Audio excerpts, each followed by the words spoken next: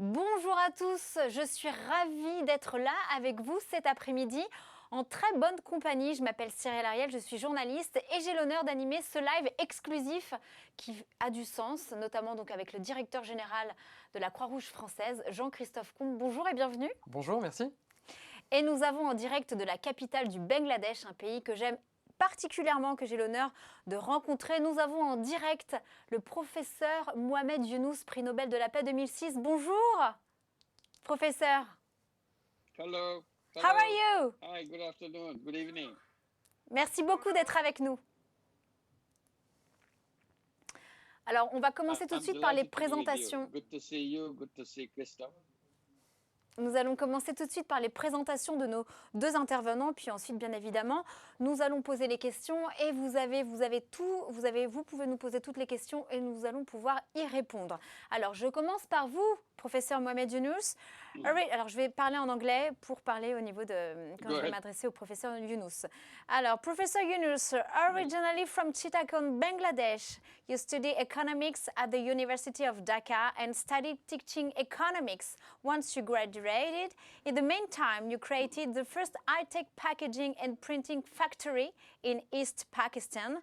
Nowadays, you are known worldwide for the concept of microcredit. The idea came to while you were witnessing the effects of famine in Bangladesh. You set up an action research group to understand the problems faced by poor farmers and realized that they lack access to financial resources. Therefore, you offered a macro loan to a few farmers using your own money. It immediately has positive spin-off. You generalized this experience by funding the first microcredit institution in 1976, the famous Grameen Bank. The model was exported within the country and then internationally.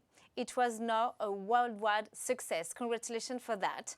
And you have, of course, received many distinctions, including the famous Nobel Peace Prize in 2006. You used the award to open the ophthalmology hospital, a water treatment plant, and the Grameen Danone Foods company based on the social business model. And in 2017, the Younous Center Paris, following the path of the Younous Center founded in Bangladesh to face the challenges of extreme poverty. It's today the resource center of social business in France. You recently launched a call for the affordability of the COVID-19 vaccine, arguing that it should be placed in the public domain. Thank you so much, Professor Younous, to be with us today in live. Jean-Christophe Combe, vous êtes directeur général de la Croix-Rouge française depuis 2016, depuis 4-5 ans maintenant, après avoir été notamment directeur de l'engagement de la vie associative et directeur du cabinet du président de l'association. Avant cela, vous avez dirigé le cabinet des maires de Châlons-en-Champagne et en Saint-Germain-en-Laye et travaillé pour l'entreprise Deloitte.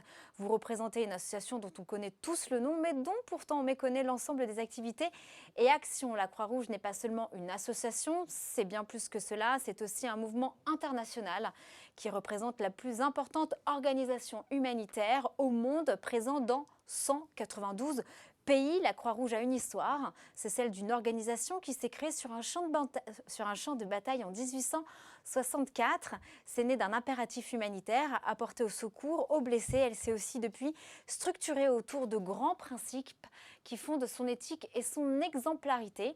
La Croix-Rouge a progressivement élargi le champ de ses activités pour répondre à un nombre toujours plus important de vulnérabilités, urgences et opérations de secours, actions sociales, métiers sanitaires, sociaux et médico-sociaux.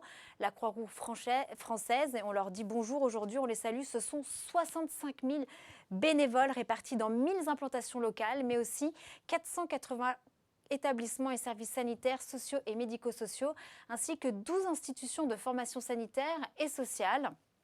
Et bien dis donc, avec tous ces chiffres, la Croix-Rouge méconnue, c'est pourtant celle de ses 16 000 salariés et 10 000 étudiants à travers le monde. Vous vous êtes retrouvés en première ligne face à la crise sanitaire sans précédent et vous avez su innover pour adapter vos réponses au contexte difficile. Aide alimentaire, maraude, centre d'hébergement, adaptation des activités salariées dans les EHPAD, établissements de santé, transport de malades pour les activités bénévoles, dispositifs Croix-Rouge, etc. Et plus récemment, le dépistage en soutien à la campagne de vaccination. Alors nous nous allons aborder tout d'abord la crise sanitaire, un sujet bien évidemment d'actualité, et en l'alliant avec la crise sociale qu'elle a provoquée, les problématiques qu'elle pose, la montée des inégalités, la vaccination, mais aussi la redécouverte de l'intérêt général à l'aune de cette crise. Elle nous amènera naturellement dans cette session à parler de l'horizon des crises qui se profilent, économiques, sociales et bien évidemment environnementales. Et surtout, nous allons voir comment préparer notre réponse. Relèvement, éducation, prévention, accompagnement et résilience. Mais la préparation de cette réponse implique bien évidemment de remettre l'intérêt général au centre de notre projet de société. Selon vous, est-ce que cela peut faire par justement, cela peut se faire par l'économie sociale et solidaire, ce qu'on appelle l'ESS et du social business.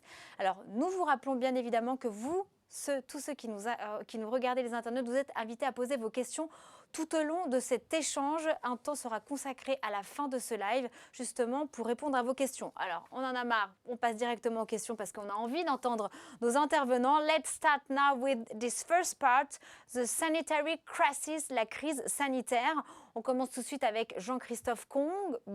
Peut-on vraiment, Jean-Christophe, parler de la crise de la Covid-19 comme une crise sanitaire au vu des conséquences sociales qu'elle a engendrées?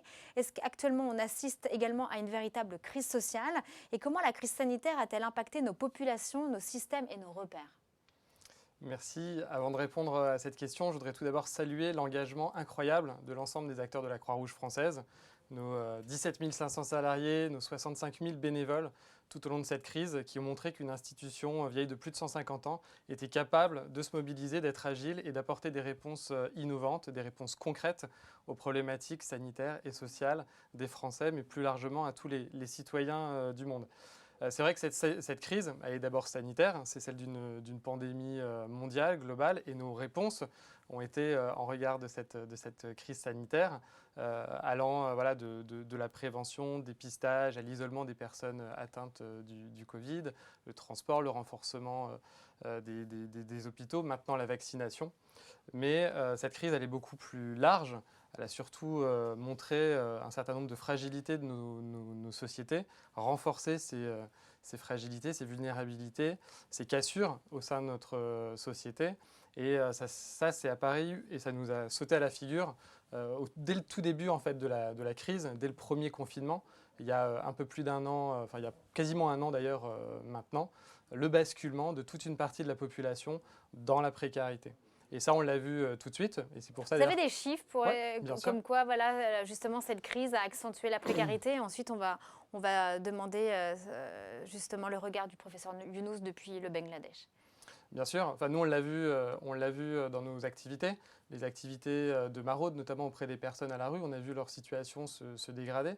C'est plus de 25 000 personnes qu'on a accompagnées pendant toute la durée, personnes qui vivent encore une fois à la rue, donc des problématiques d'hébergement. Il y en a eu d'hébergement. plus, bien évidemment, je pense qu'il y a plus et surtout plus visibles et des personnes particulièrement exposées au risque sanitaire et qui bénéficiaient moins de la solidarité spontanée dans la rue, puisque avec le confinement, on ne voyait plus personne dans la rue. C'est l'explosion de la demande en matière de distribution alimentaire, plus 50% pendant cette période, et plus particulièrement chez les jeunes. Et puis ce qu'on a vu aussi, c'est les conséquences de l'isolement social, de la solitude chez les personnes âgées, chez les personnes en situation de handicap qui ne pouvaient plus sortir de chez elles, faire leurs courses pour acheter leurs médicaments ou des produits d'hygiène, et qui avaient besoin de soutien, d'écoute, de soutien psychologique pendant toute cette période. Et on a vu cette précarité augmenter de façon extrêmement importante en France. C'est plus de 8 millions de personnes qui vivent aujourd'hui sous le seuil de pauvreté, malheureusement, en France. And now let's switch to Professor Younous. According to you, Professor, how was this crisis impacted existing social inequalities? Well, first of all, thank you for inviting me and giving me an opportunity to participate in this discussion along with Jean-Christophe. It's a wonderful organization, French Red Cross, and we're very happy to work together with the French Red Cross, with Christophe. And today we are talking about talking in the context of the COVID, the pandemic. It hit Bangladesh just like any other country. Pandemic has shown that so far as the countries are concerned, they are no different from each other. And how we grew up in the system, it's no different from each other either. And first thing it did, it hit the people very hard, people at the very bottom very hard. Those people, nearly half the population of the entire world, just about hanging from with their nails for their survival in everyday life. We don't notice them. But the moment pandemic hit them, they lost their livelihood. They have no income. They have no food. They have no livelihood left for them. So they are totally helpless. We are talking about the great progress in our economic system, helping people get over the poverty, and we feel relieved that people are coming over the poverty. The moment pandemic hit us, we saw how quickly all those millions, even billions of people, just dropped into level below poverty right away. So they were not too much above the poverty level. They're just hanging around the poverty line. So that's the kind of tenuous way the whole people were living. So it's not only health crisis. Pandemic was started as a health crisis, but it's immediately spilled over in everything, just like the economic crisis. People losing their livelihood, people losing their food, they're losing their income, and then it took us to other issues of economic, like the selfishness of the system, how it revealed to us how selfish we are. All the countries were trying to look after their own people without paying attention to other people. So we are not giving a global fight to a global problem of pandemic. Pandemic was a global enemy, a global situation, but we didn't treat global pandemic as a global situation. We treat it as a kind of a very narrow thing. It's our own thing. It's a country A and country B. Everybody's trying to protect the people from the country A and people in country B. They're not looking at the global scenario, that how we can do it together. And the whole question of fighting it together disappeared right away. So that was a very uncomforting thing to see, and how people at the bottom lost those income because of the system doesn't work for them, and the system has taken away all the facilities from the poor people to reach only the higher people. So it revealed the distance between the people at the bottom and the people at the top. And suddenly we realized people at the bottom has really nothing. All the wealth is in the hands of a few people who owns all the wealth of the world. So you see a very distinct distance between people who live near the poverty line, under the poverty line, and slightly above the poverty line. That's where half the population live. If you take $5.50 per day, and under the people under the $5.50 a day, that's where 50% of the population live. So they are wealthless people. They don't have any wealth. All the wealth belongs to people who are living $1 million a day or $100,000 a day and something like that. So you see the distance between people. People are under $100 a day, and wealth is way above the head of everybody else. So how we created that economy that has been revealed. So this is the weaknesses of the system is revealed. Now we have to act to see how we can bring wealth and people together. They should not be living separately. Wealth is on the other side of the planet, and the people on the one side of the planet. That should not be the way it should be. It should be wherever we go, our system will make sure wealth and people live together, work together. That's the system we are looking for. So this is a lesson that we have learned from this pandemic that we have to pay attention to. Thank you so much. And could you describe the context of the COVID-19 currently in Bangladesh? And what's your recommendations? So again, Bangladesh situation doesn't explain the global situation. I would say Bangladesh situation is much better than any other country. It's going down, and vaccination has started.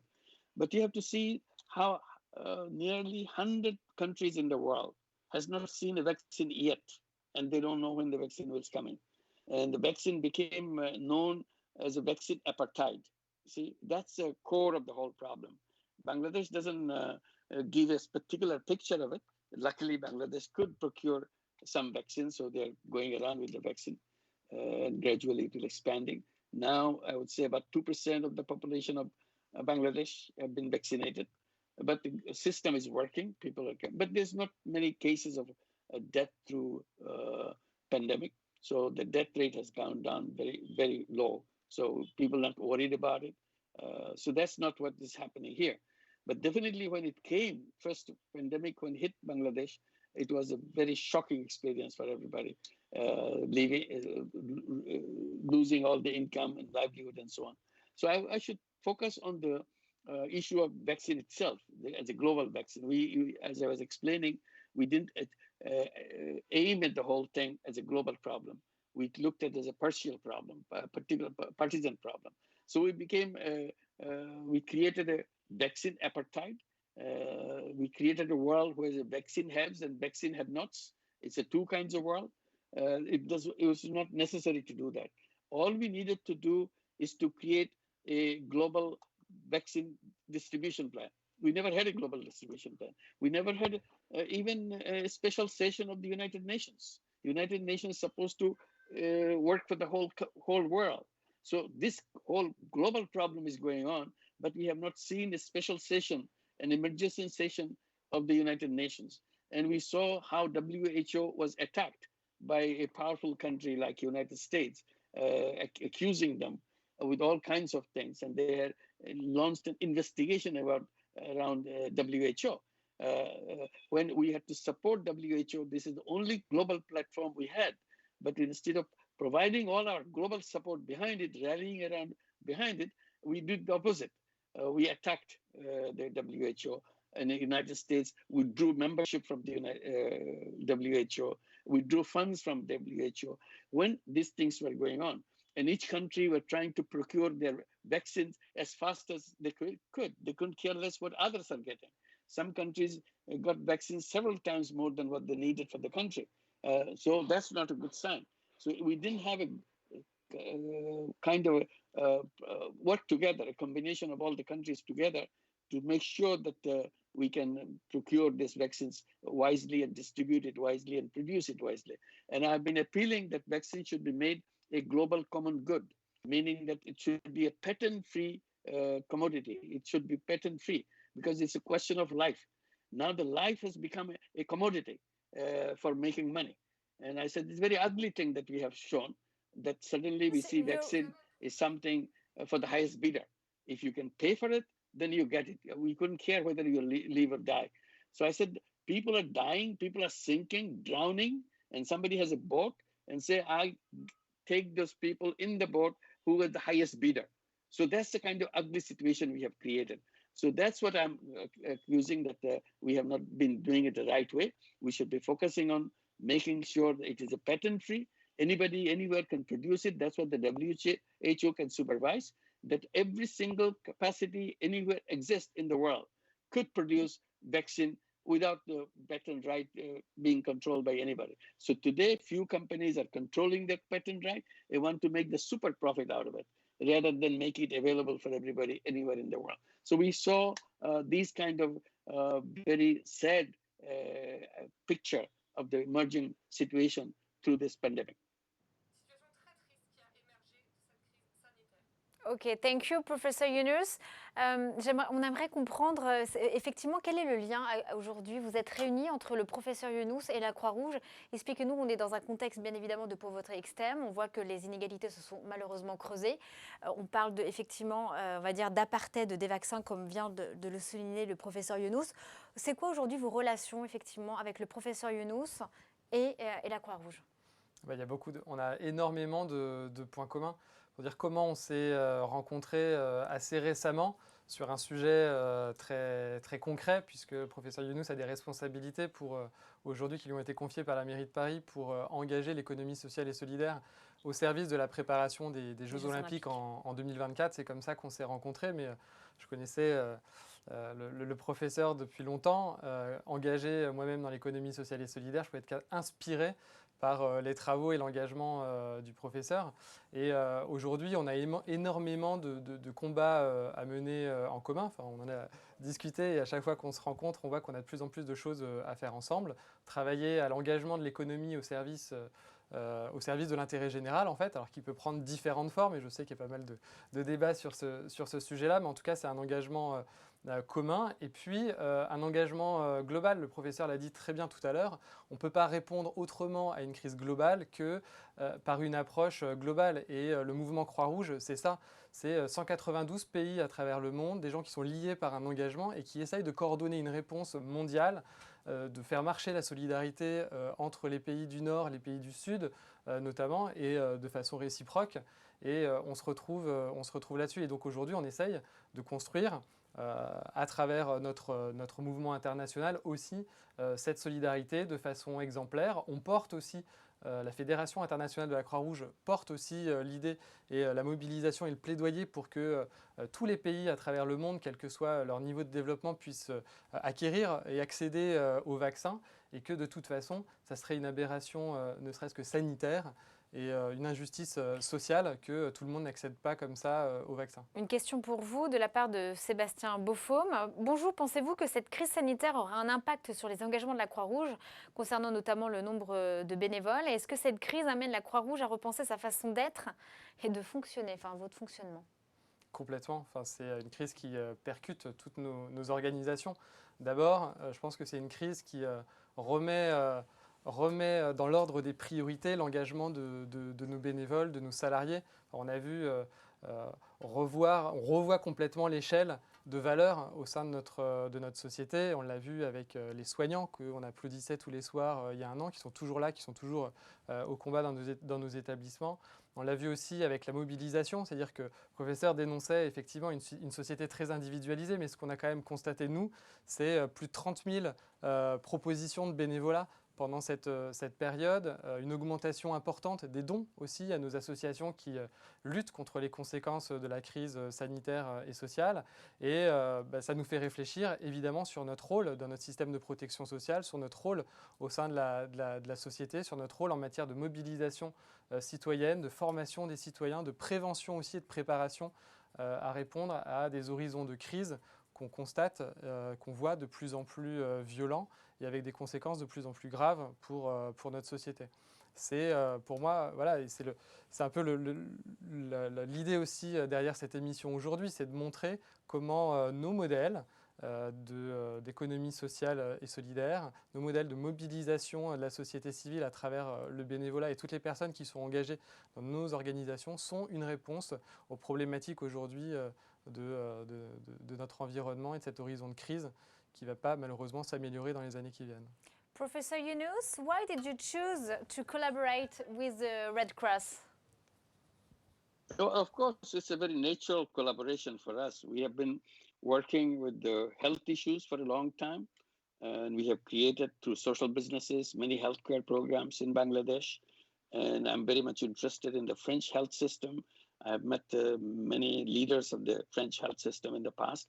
It was a great opportunity to meet Jean-Christophe because of his position in the French Red Cross. We have lots of collaboration to make.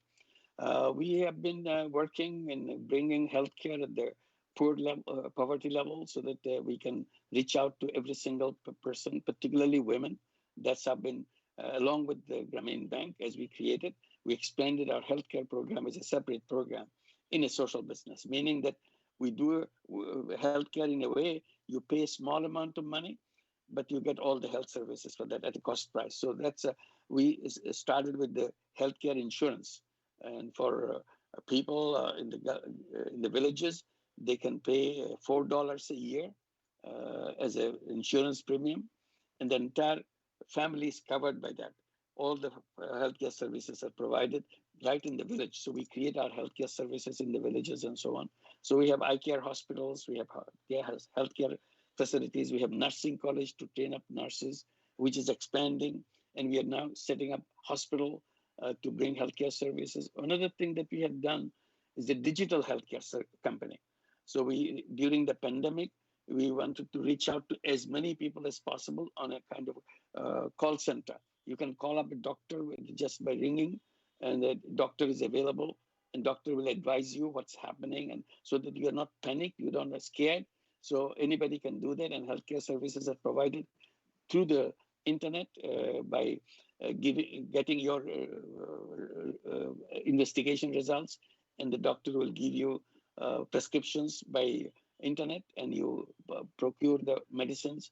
We provide online medicine also. So that's something we are expanding. We're still very small. We have about 4 million subscribers in that program, but we want to reach out to every single family in the country and so on. So that's where it's a common ground. So health is a major issue, and particularly when the pandemic came, one of the things that many things we saw the weaknesses in the system. One of the system that we saw globally, it's not just few countries, the public healthcare in many countries really didn't exist. If it existed, it's only in name, a structure. There's a structure of public healthcare, but actually there's no content in it. So we had to suffer a lot because the public healthcare didn't function well. There are some countries where public healthcare worked wonderfully, so I admire them.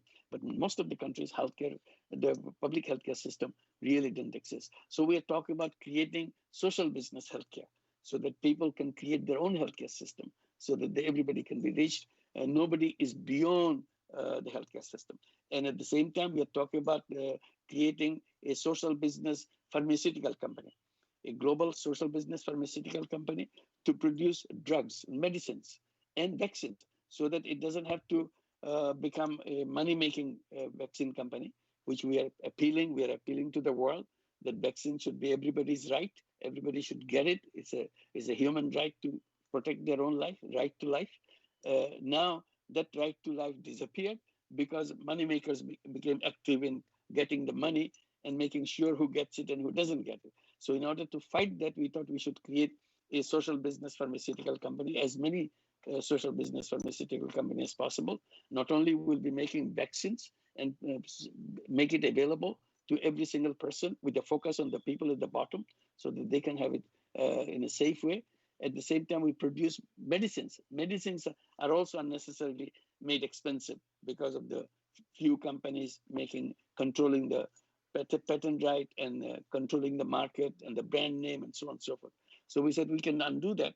We can create social business pharmaceutical companies to produce those vaccines and so on. So we have lots of common things to work together with the French Red Cross, and through that Red Cross system as a whole is a huge organization. So we thought we can work together collaboratively with the Red Cross system. And thank you, Christophe, for helping us in that. Thank you so much. People from Bangladesh, we're excited to have you as well. So don't hesitate to ask questions to Jean-Christophe or, of course, to Professor Yunus. Let's start now with the second part. Forthcoming crises, les prochaines crises. La crise semble devenir effectivement le nouveau standard malheureusement des décennies à venir. Comment y faire face? Doit-on se préparer à vivre en permanence sous perfusion? Doit-on s'en remettre au pouvoir public pour gérer ces états d'exception? Comment préparer les générations futures? Jean-Christophe Combe, justement, comment la Croix-Rouge peut-elle capitaliser sur son expérience en gestion de crise? Et surtout, quelles sont les stratégies plans d'action qui ont été mises en place? Alors ils sont nombreux. La première chose que je voudrais dire, c'est qu'à la Croix-Rouge, on a acquis la conviction qu'on n'agissait pas pour les gens, mais avec les gens. C'est-à-dire que déjà, notre objectif, c'est d'être inclusif et de mobiliser très largement la société civile pour répondre à ces horizons de crise. Et c'est d'ailleurs pour ça qu'on a revu pendant cette crise notre objet social, notre raison d'être. Très intéressant, la raison d'être. La raison d'être. Ben, nous aussi, on a revu notre raison d'être, qui est une raison d'agir.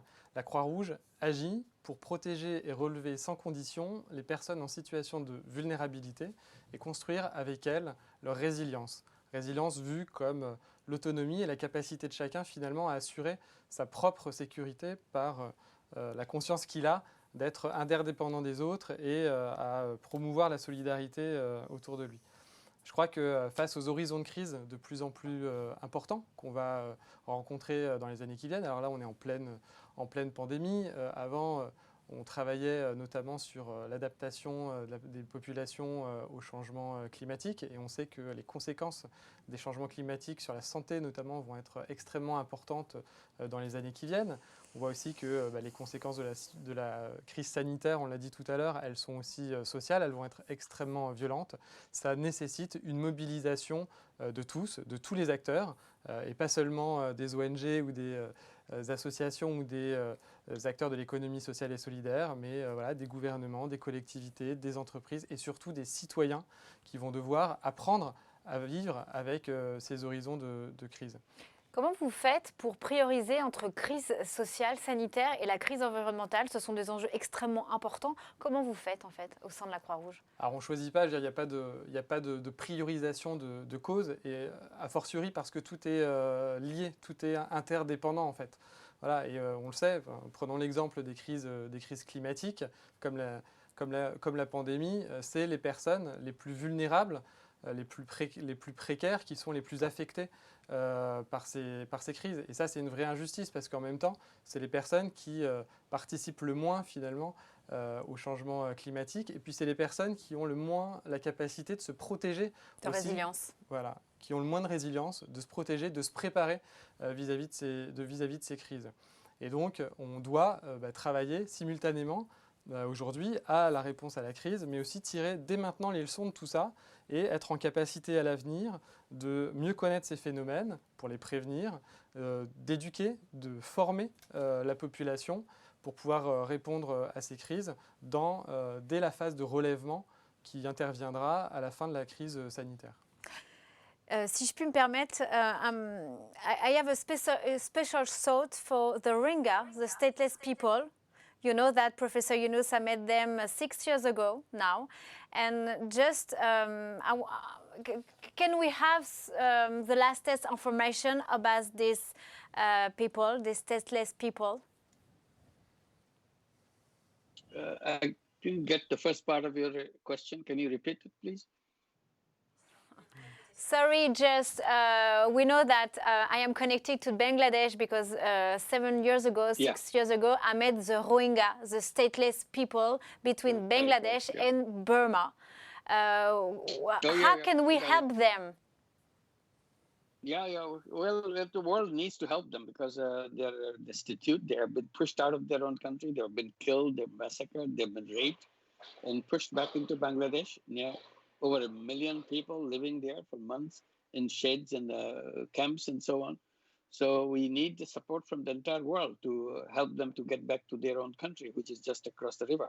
And now the terrible things that happened there, they cannot dare to go back, and the government is not willing to. Myanmar government is not willing to take them back. So I'm very happy that you could come and visit them, see them, their condition, and report on them. And they are still the same situation. And now military has taken over in Myanmar.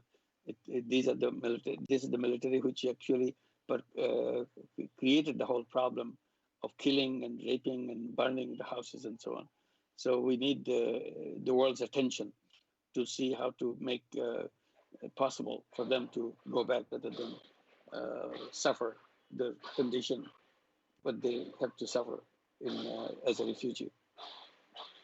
Thank you, Professor. And now a global question. What role should education play to prepare future generations, according to you? The role of education. Yes. Yeah. It's very important that education can play in our role, because the young people are the one who will be making it possible to create the world that they want to create. Today, as you have been discussing, the impact of the pandemic on our thinking and our doing.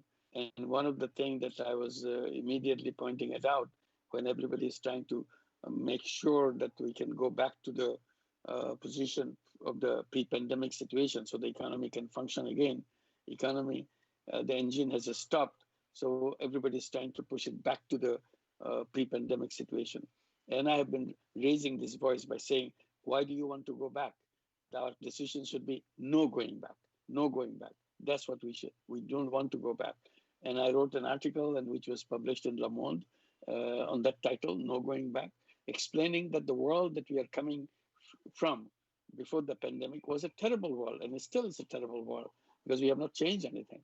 We are as if riding in a train and heading for a big disaster.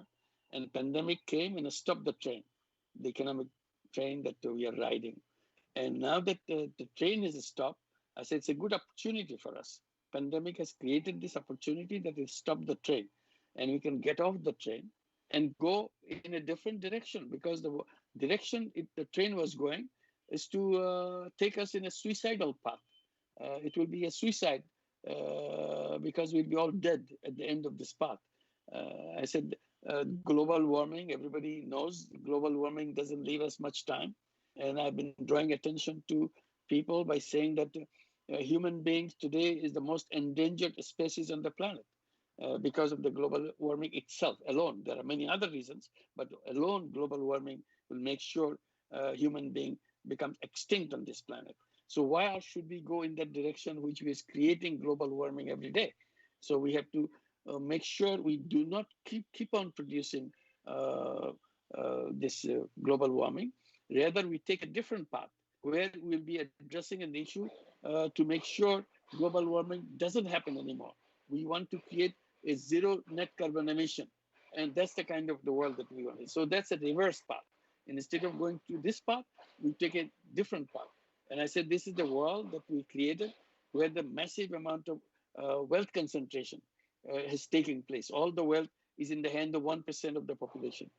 99% of the people has to do with only 1% of the wealth. So 99% owning 1% and 1% owning 99%. I said, that's a terrible kind of society. That's an explosive by nature. It creates an enormous amount of anger among people to have a situation like that. I'm always deprived of everything that I do, every earning that I make, somebody takes it away from me. So I'm always left at the bottom. So we are at people, most of the people live at the bottom of the income level, and the $1 a day, $2 a day, $5 a day. That's where the people are. But the wealth is way behind everybody else, above everybody else. So that's the kind of thing we have. I said that's an explosive. And the third thing I mentioned about the artificial intelligence in that article that I mentioned, that artificial intelligence is promising to replace everybody in work by machine. So human being will become a garbage very soon. There's no use for anybody in the society, in the world itself. So that's the direction the train was going. And the pandemic has stopped the train. We should be grateful to the pandemic for that particular reason, because now we have a chance to go in a different direction. And that's where the education system comes in. The education system has to teach our young people how to abandon the old thinking. It's very difficult for the older generation to abandon their old thinking, because their brain has been trained to think in a certain way. It cannot think in a different way. So we need to train our young generation to think in a different way. We want to create a world which will be absolutely different than what we are heading for. We don't want to go that direction. We want to create a world which will be a world of 3 zeros. That's why I try to describe a zero net carbon emission. That's the kind of world we want to build. It will be zero wealth concentration for ending poverty. That's the kind of world that we want to build. And zero unemployment. There'll be no unemployment. So nobody can take away our job, our work that we do in the world. We will be 100% employment rather than zero unemployment. So it will be zero unemployment, zero net carbon emission, and zero wealth concentration. That's the kind of world we want to build. And that has to start in the education system. Education system has to tell how to achieve that. What is the kind of thing that we did wrong in conventional economics that we followed? We followed economics where we became job seekers. Always everybody is trained to take a job. I said job is not the destiny of human being. All human beings are entrepreneurs. So why don't the school teach us how to become entrepreneurs? And the financial system is created to make that happen. And so that's the kind of thing. And we want to make sure there are businesses and there are social businesses. Business to make money, that's what the old economics taught us. And the new economics will tell them you can create business to make money. Also, you can create business to solve collective problems. We are not only self-interest driven human beings, we are also driven by collective interest. That collective interest is forgotten by the economists. So we want to bring back that collective interest and create a new world. So that's why young people is very important. And young people are born with enormous technological power. So with their ideas and with their technology power, we can change the world very quickly. That's the reason that we focus on young people.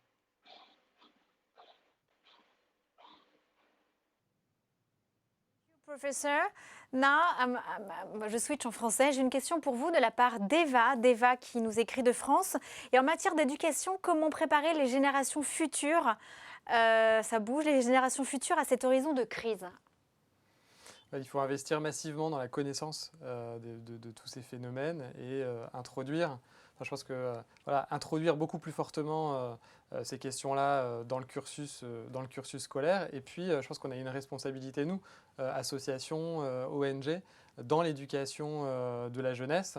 On développe aujourd'hui tout un tas de programmes en matière d'éducation auprès des jeunes, pour faire passer ces messages, pour faire connaître en fait ces risques, faire connaître tous ces phénomènes, et puis aider les jeunes à pouvoir se préparer à l'avenir et s'adapter à cet horizon de crise. Je pense que les jeunes, ils sont en quête de sens, ils veulent mettre du sens dans leur activité, que ce soit extrascolaire ou dans leur business. Et donc je pense que la jeunesse, en tout cas, on peut lui faire confiance. En tout cas, c'est mon ressenti, je pense qu'on partage le même. La Croix-Rouge, c'est 30% de nos bénévoles qui ont moins de 25 ans.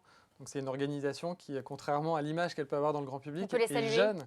Et on les salue effectivement. Et c'est vraiment très chouette de voir qu'aujourd'hui, cette jeunesse, elle est engagée, elle est en quête de sens et elle a compris le monde dans lequel elle vit et elle a envie de transformer les choses. Et je pense que le professeur ressent la même chose que nous. Il passe sa vie à voyager à travers le monde et à les motiver, à les inspirer. Et pour leur dire, allez-y, mettez du sens dans votre business. En tout cas, vous pouvez le créer. Vous avez déjà l'envie, la motivation, le projet, allez-y. C'est un peu ce que résume le professeur Younous. Il y a une question pour vous, professeur, du Bangladesh, from Samuel Amin.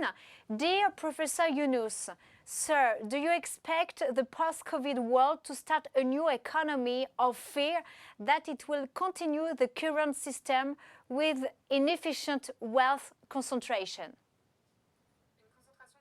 I believe that we can create a new world which will not create the wealth concentration, rather reverse the process. That's what the intention of the new world would be. And this is a good occasion.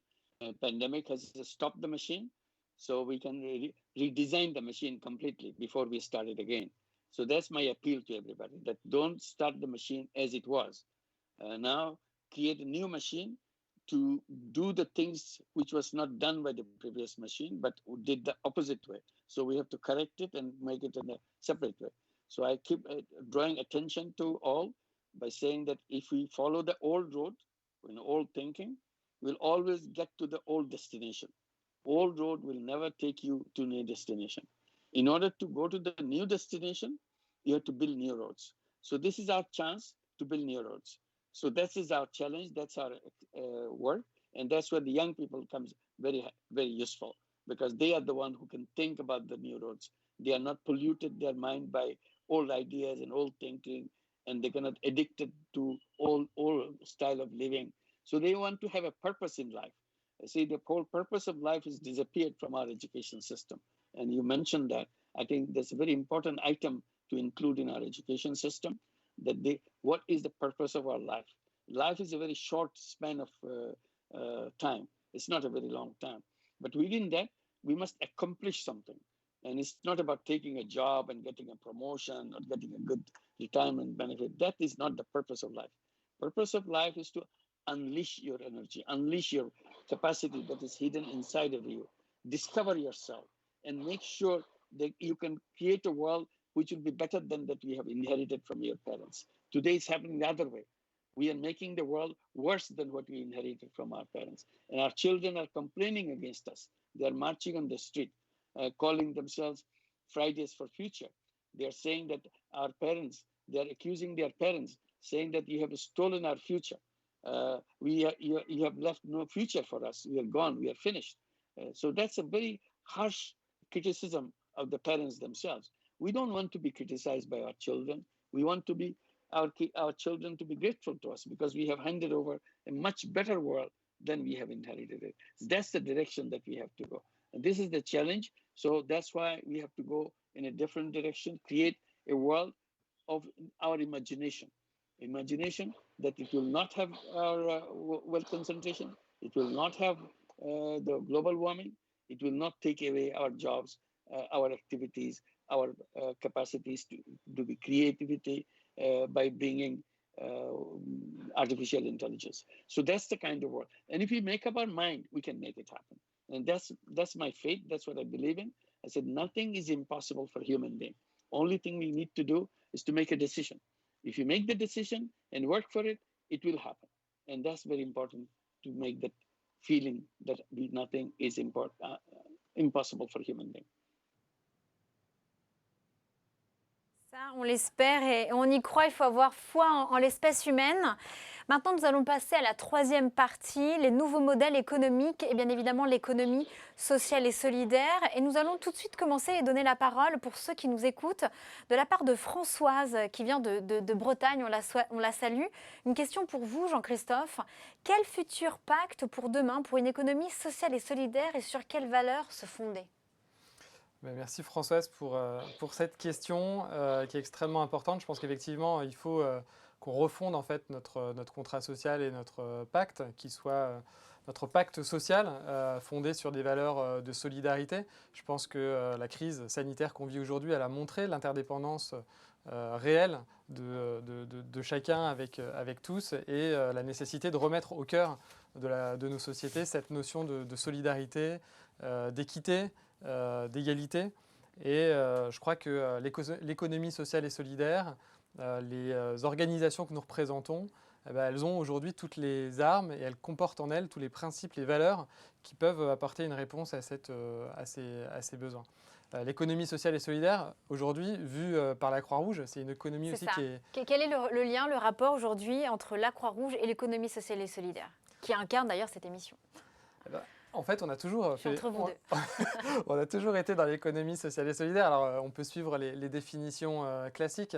La Croix-Rouge, c'est une association. Elle bénéficie d'une gouvernance associative, élue démocratiquement, portée par des bénévoles. C'est une organisation à but non lucratif et avec un impact social extrêmement fort. Et donc, dans l'avenir, on va continuer à produire des modèles économiques, alors sans doute plus performants, parce que c'est extrêmement important aujourd'hui qu'on soit plus performant pour pouvoir démultiplier cet impact. Plus performant en étant plus innovant. Et des organisations comme la Croix-Rouge aujourd'hui, elles sont capables d'innover. On l'a montré pendant la crise. On a, au sein de la Croix-Rouge française, créé un accélérateur d'innovation sociale, 21, qui nous a permis, dès le début de la crise, de créer un dispositif qui s'appelle Croix-Rouge chez vous, une plateforme d'écoute nationale pour répondre à la problématique de l'isolement social en France, pour faire des livraisons solidaires de nourriture, de médicaments, de produits d'hygiène, mais aussi du soutien psychologique auprès des personnes qui en ont besoin aujourd'hui. Donc cette innovation, des modèles économiques performants, mais avec une vision de la performance qui ne soit pas seulement économique, qui est globale, qui est opérationnelle, qui est managériale, qui est environnementale. On lutte aujourd'hui contre les crises des changements climatiques. On travaille à adapter en fait nos modes de vie à ces horizons de crise. On doit aussi nous-mêmes faire des efforts pour atténuer les changements climatiques. C'est pour ça qu'on travaille à typiquement l'optimisation des transports, la gestion des déchets, l'utilisation de l'eau, les approvisionnements en circuit court au sein de nos établissements, l'économie circulaire, la performance énergétique des bâtiments. Croix-Rouge, à travers ses 600 établissements sanitaires, socio-médico-sociaux, c'est une 1000 mètres carrés d'immobilier qui sont aujourd'hui gérés. Si on travaille à cette performance énergétique, on aura de fait un impact fort sur le climat. Et on ne peut plus passer à côté de tous ces éléments. L'économie sociale et solidaire, je le rappelle, c'est 10% du PIB français. J'étais avec la secrétaire d'État sur Clubhouse il y a 2-3 jours, effectivement, Olivia Grégoire. Elle le défend et c'est bien parce qu'on voit qu'en France, on a beaucoup, ça représente 14 millions d'emplois, je pense, l'économie sociale et solidaire en France. Professor Yunus, we've got a question for you from Chokri. Yeah. From Musfik, sorry. Can our imagination win against the greed of profit maximizing? Yes, indeed. Imagination is the one which leads us to the future. Because when we are surrounded by dark situation, only thing which makes us survive is to have our imagination, because we cannot do things in our own way.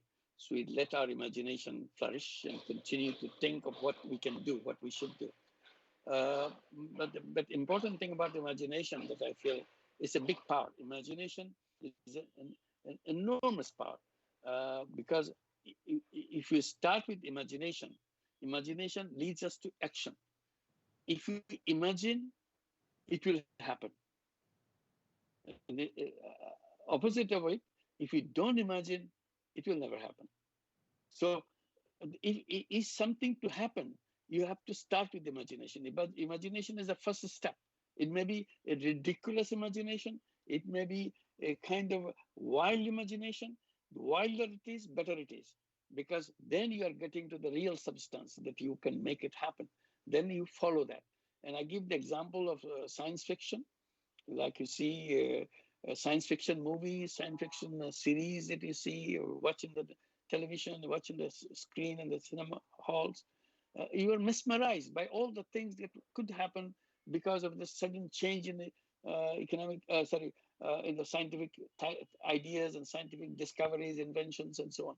And you are gripped by all these ideas. And not only enjoy it, we start thinking, why not? Maybe it's a good idea. So the scientists always follow the lead of the science fiction. Science fiction gives ideas, the imagination, and imagination is followed by concrete actions by the scientists and all the discovery people who want to do things happen. I said, unfortunately, we never tried social fiction. And we don't do that. What kind of society we can have, what kind of world we can have. So I think it's good, it's an important thing to have, say, movie series on social fiction, a fiction of a world where there is no global warming at all.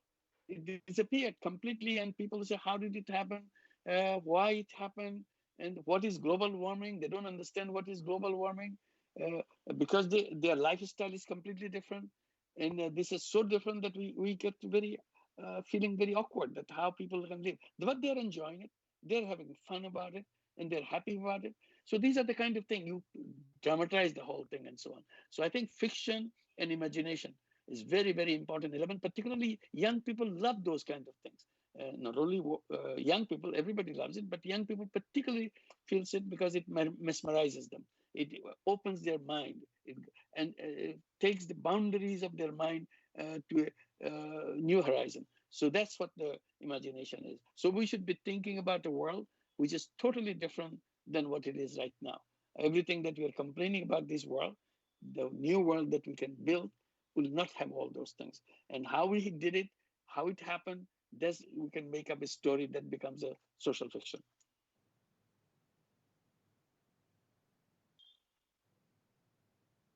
Merci beaucoup, professeur. Maintenant, une question pour Jean-Christophe de la part de Chokri. Comment l'ESS se décline-t-elle concrètement au sein de la Croix-Rouge française? Donc, il va falloir expliquer de manière peut-être un peu plus concrète, et comment justement les bénévoles et les salariés doivent la concrétiser. Enfin, à mon avis, doivent s'en emparer. Très bien.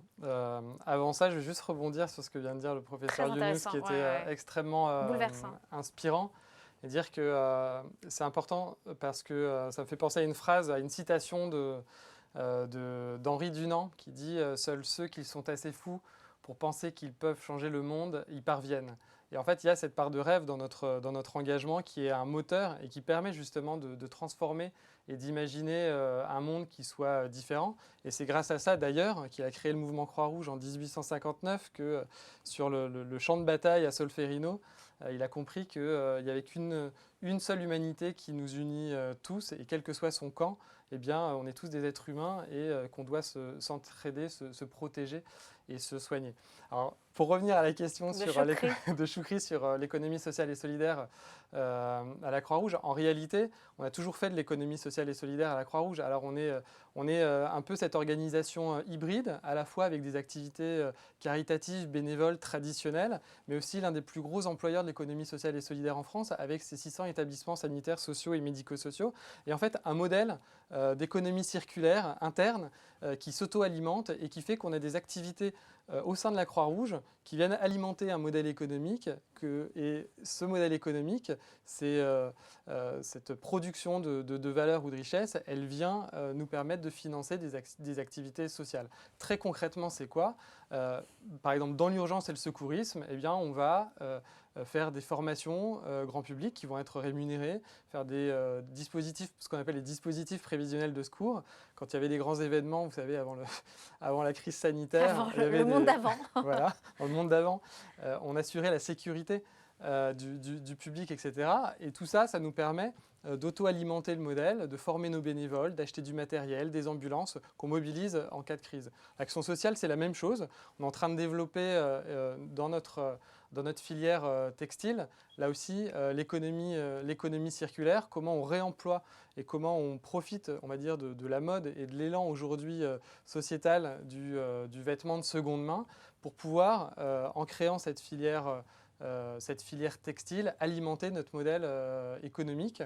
Donc on va vendre des vêtements de seconde main selon un acte et une expérience client un petit peu particulière. Il y a une campagne, le nom, Alors on est en train de terminer notre expérimentation et il y aura une campagne. Vous allez voir naître un petit peu partout en France des boutiques chez Henri, ça va s'appeler, en référence à notre fondateur Henri Dunant, avec un concept un peu spécifique où l'acte du don ou l'acte d'achat d'ailleurs du vêtement, c'est un acte d'engagement.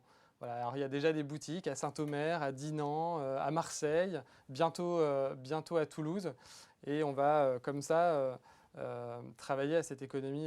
Voilà. Et donc c'est comment, au sein d'organisations comme les nôtres, on développe en fait des activités génératrices de revenus pour pouvoir alimenter le modèle économique, des actions humanitaires aux côtés de modèles économiques plus traditionnels qui sont fondés sur les subventions ou de l'argent public ou le don et le mécénat d'entreprise. Donc tout ça, on le développe au sein de la Croix-Rouge.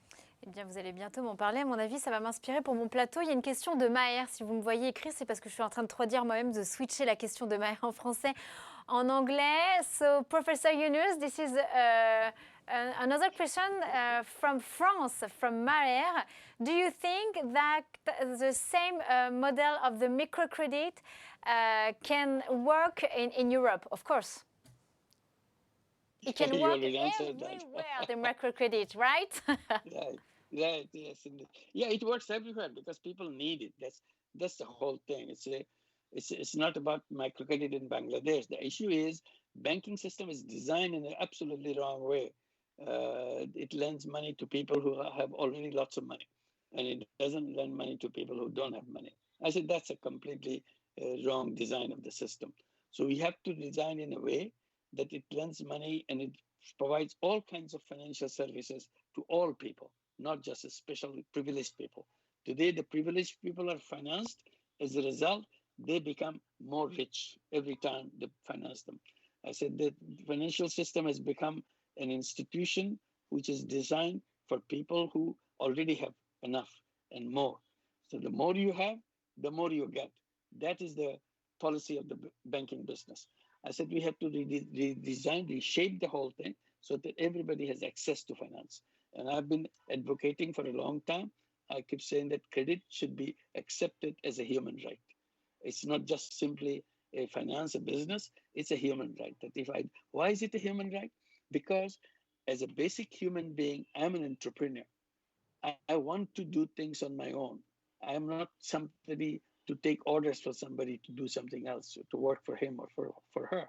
I'm someone do the things on my own. And that's what makes us entrepreneur. We are entrepreneur by birth. As we are born, we're born as an entrepreneur. But financial system never allowed us to become entrepreneur. I said finance is the oxygen of entrepreneurship. If you cannot provide that oxygen, entrepreneurship doesn't happen. So the moment you bring oxygen to the people, suddenly each one becomes entrepreneur. So we need to redesign the entire financial system as a system which provides that oxygen to every single person. So every student in school, in home, they know, every young person know, as I come up with a business idea, money will not be a problem for me because financial system is waiting for me to provide the investment in my businesses. It's not a charity money, it's a business money. I take the business money to do business and pay him back and move on. That's what the microcredit was born. We created microcredit to create entrepreneurship. So millions of women, particularly we focused on women because they are the most neglected part of the human population, and particularly at the bottom level is extremely biased against women. So we thought we'll bring the finance to the women. And we went to the villages and provided that financial services, tiny loan, $5, $10, $20, that's about the size. But with that money, each one became entrepreneur. Today in the world, millions of people have become entrepreneurs. You say, can it happen in France? And the funny thing, one of the first areas, region which brought microcredit is in Europe. France, Maria Nowak, she was the first one to bring it in Europe. And not only in France, she went into Poland and other countries. And it became a nationwide program. And now Sweden has it, Norway has it, UK has it, Germany has it, Italy has it. So all over. So it's not an issue whether it can be done or not, because people need that money. We run a microcredit program in the United States. We call it Grameen America. Today, Grameen America has more than 150,000 women in the system as a borrower. Their loans start as $500, $600, and now they take over $500 million a year. There are 150,000 of them. And during the pandemic, everything went back, fell because their businesses fell, they have no income and so on. So all the activities went down, but then it started picking up again.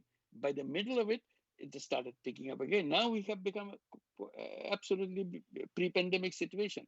Their payment is near 100%, and they do it. And then during the pandemic, 52 of our own borrowers in Grameen America died because of the COVID-19. And we are very sorry that they were hit so hard.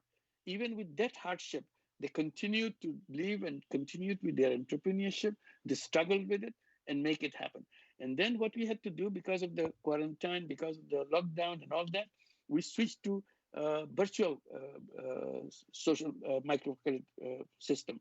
So all the system that needs weekly meeting, weekly payment and everything, these are all virtual. Now you can attend virtual meetings all over the United States. I can attend any weekly meeting in the United States just for the sake of talking to them, just by the Zoom, talking to them. I'm here, they're holding their Zoom meeting in their own area, in their part of the city, whatever city that is. And that becomes so easy. And they themselves don't assemble in a particular place, which is supposedly done in all microcredit program, Grameen style, as you assemble every week to do the microcredit transactions there. Today, you don't meet anybody. You just appear on the screen and talk to each other. And all the payments are done by digital payments. So even with a digital payment, with a virtual center meeting, with the virtual activities and so on, it still is 100% repayment. People are very active. So entrepreneurship is the basis of that. So that's what we're saying. If 150,000 women can do that, millions of women in the United States can do that. They need, because of banks will never lend them the money. They cannot they cannot even enter the lobby of most of the banks because they think these are people are not entertained in a bank. They're too small for the bank people. So we need to redesign a banking system as a whole. That's the challenge. So microcredit is not whether it works in your country or not country. Question is, do you have the loan sharks in your country? Do you have the payday lenders in the country? Do you have the mafias in the country?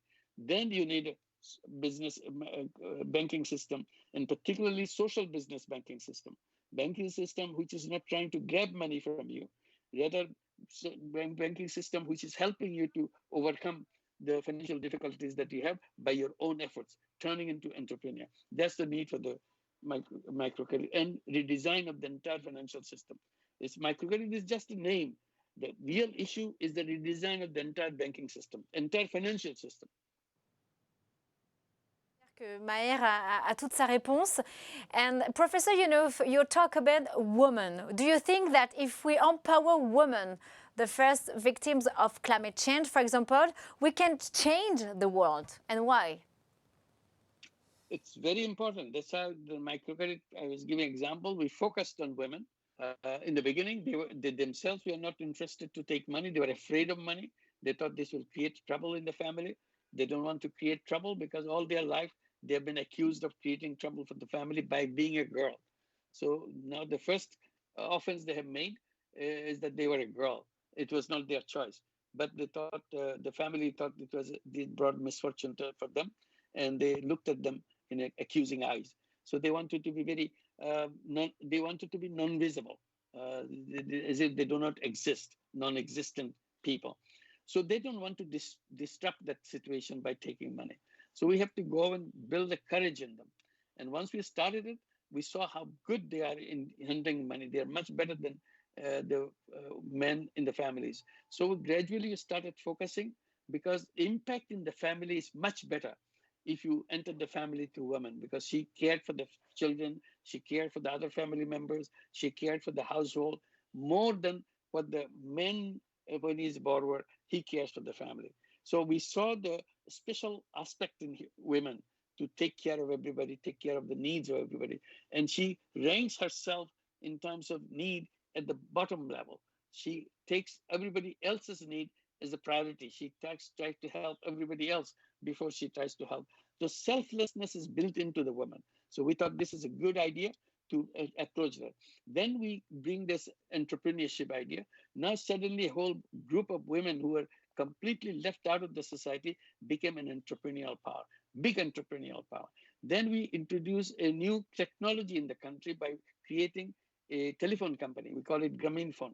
Grameenphone ultimately became the largest telephone company in the country, still is the largest telephone company in the country. But it was created just to bring telephone in the hands of poor women, reversing the conventional idea that telephones should belong to powerful people. That's the idea was, that if you have a cell phone, if you have a new telephone coming up, when it's introduced in the middle of the 90s, people thought telephone is something to be helpful to the big rich people. We said, no, we'll bring the telephone in the hands of the poor people.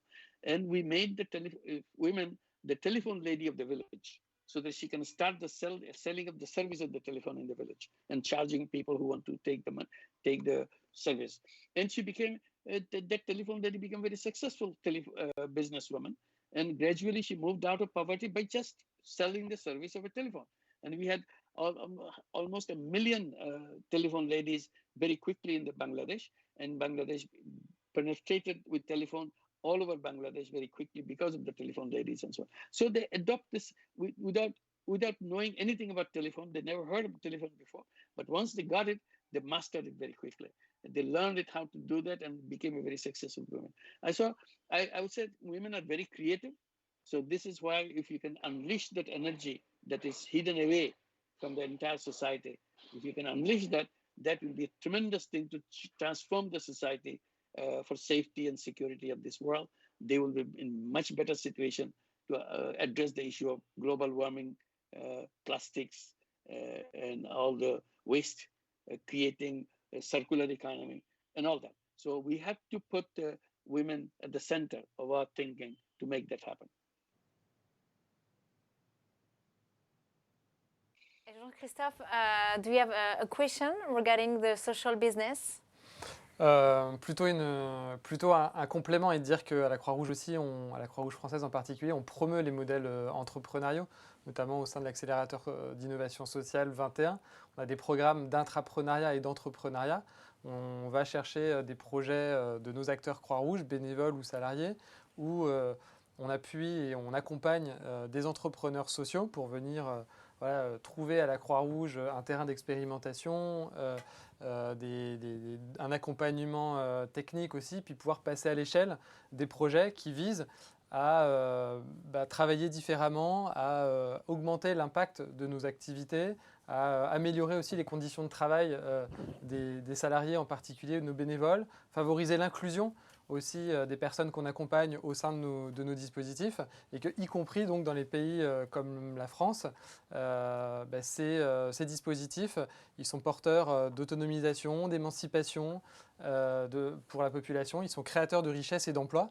Vous l'avez dit tout à l'heure, l'économie sociale et solidaire, elle a créé près de 300 000 emplois en 15 ans en France, et voilà, ça donne une idée de notre capacité à être pourvoyeur. Il y en a plus, je pense, parce que j'étais avec la secrétaire d'État chargée à l'économie sociale et solidaire et responsable Olivier Grégoire, et je pense qu'on est en termes de millions. Enfin, en tout cas, actuellement, je crois qu'il y a entre, je sais pas Moi, je combien parlais de de la millions. création, des La nouveaux création, emplois. c'est ça. Mais ça fait Mais plaisir effectivement. et effectivement, l'économie sociale et solidaire qui regroupe des coopératives, des associations, des ESUS, etc. C'est en train d'émerger. Il y a plein de choses. N'hésitez pas à aller sur le site du gouvernement si vous êtes, faites partie de l'ESS, vous avez besoin de ressources, de fonds, etc. Il y a le contrat Impact aussi qui vient d'être mis en place. Et ce sont 30 millions d'euros alloués justement par le gouvernement pour aider ces structures. On arrive à la fin de cette émission, mais il y a surtout un énorme thème qui me tient véritablement à cœur, et ça, c'est l'avenir.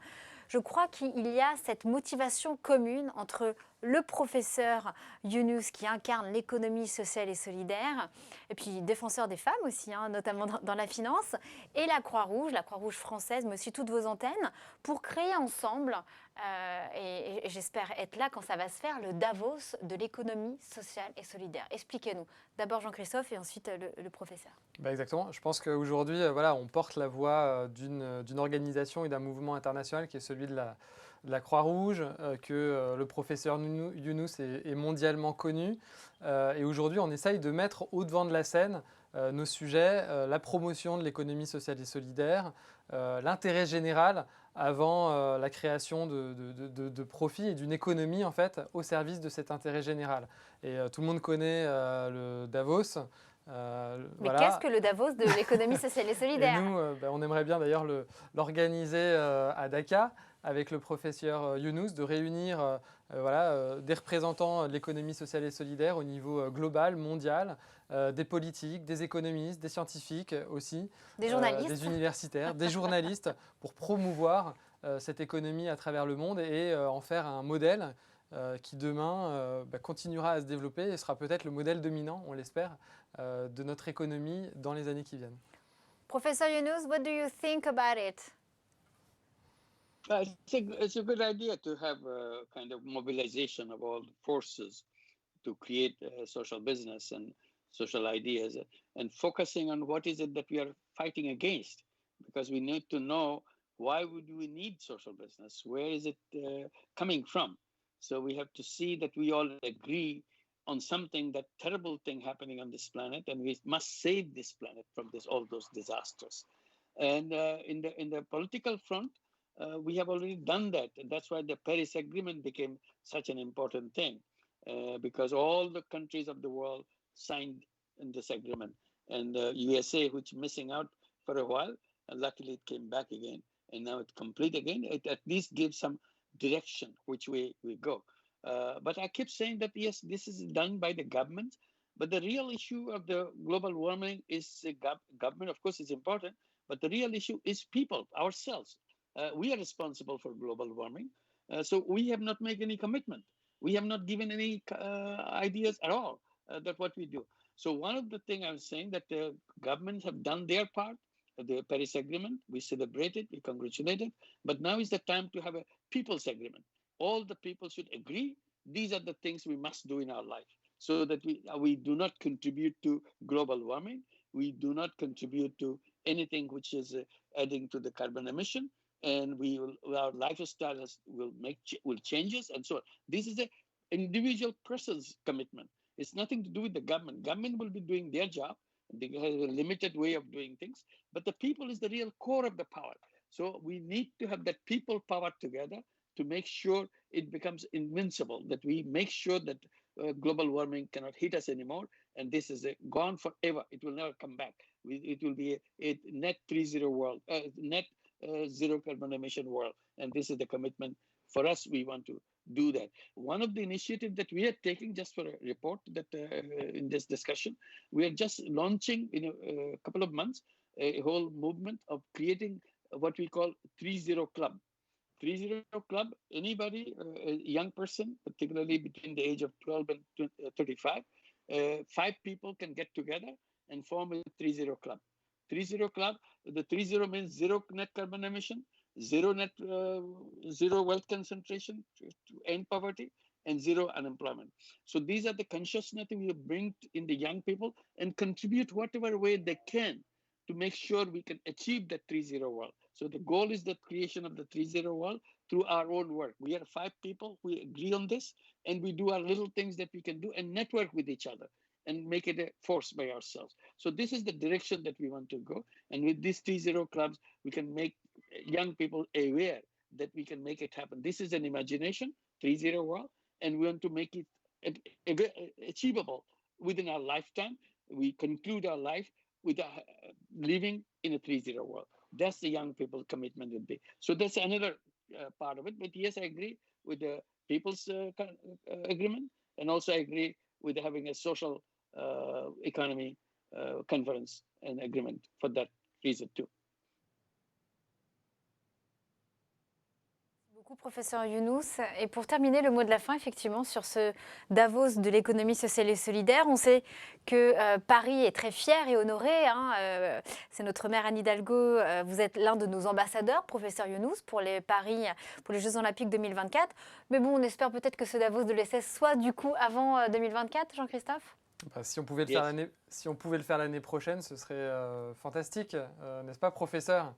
Et vous nous avez proposé de l'organiser en plus à Dhaka, au Bangladesh. Ça serait aussi, je pense, une très belle image pour notre mouvement et porter ce en quoi on croit. Et je pense que ça peut être aussi, et ça sera important, que ce soit un rendez-vous qui soit aussi concret, qui permettent aussi à l'ensemble des acteurs qui seront présents de prendre des engagements, de proposer des choses concrètes, des dispositifs aussi à mettre en œuvre. Nous, on l'a vu à la Croix-Rouge il y a 2 ans, on a organisé la première COP humanitaire. Vous étiez présente pour parler santé, changement climatique. Et on a vu l'effet levier que pouvait avoir un tel événement dans notre environnement et comment ça pouvait faire bouger les choses. Donc moi, je crois vraiment à l'effet d'entraînement positif et concret de l'organisation d'une telle réunion. Thank you so much. What do you want to say to conclude, Professor Younous? Just one point on this Davos event. I think we may not use the word Davos because Davos is not consistent with the social economy. So it's good to use some other word so that people are not confused. How can you have Davos and social? It's a difficult choice. So we should have some other name to replace that to make it easy for people to understand our motive, mission. Yeah, go ahead. Ils vont y travailler, professeur Younous. Les équipes vont y travailler. En tout cas, merci beaucoup. Cela fait plus d'1 heure que nous sommes en live, tous ensemble, entre Paris et le Bangladesh. Merci beaucoup pour vos questions. Merci beaucoup, professeur Younous. J'ai été ravie de vous revoir. Donc, on est vraiment en mode Covid. On est derrière nos écrans. Prenez soin de vous. On a besoin de vous. Merci beaucoup toujours de nous inspirer dès que vous prenez la parole. Vous continuez de nous inspirer à tous les âges. D'ailleurs, vous confirmez, Jean-Christophe, on n'a pas besoin d'être jeune pour être inspiré par le professeur Younous. Je suis jeune, mais effectivement, c'était très, très inspirant. Merci beaucoup, professeur. Merci beaucoup. Prenez soin de vous. Merci beaucoup à tous de nous avoir suivis, d'avoir été là. N'hésitez pas à liker, commenter, partager. Et prenez soin de vous. Et j'ai été très bouleversée pour ce live. Et merci beaucoup. J'ai été ravie. Merci à tous. Sayane.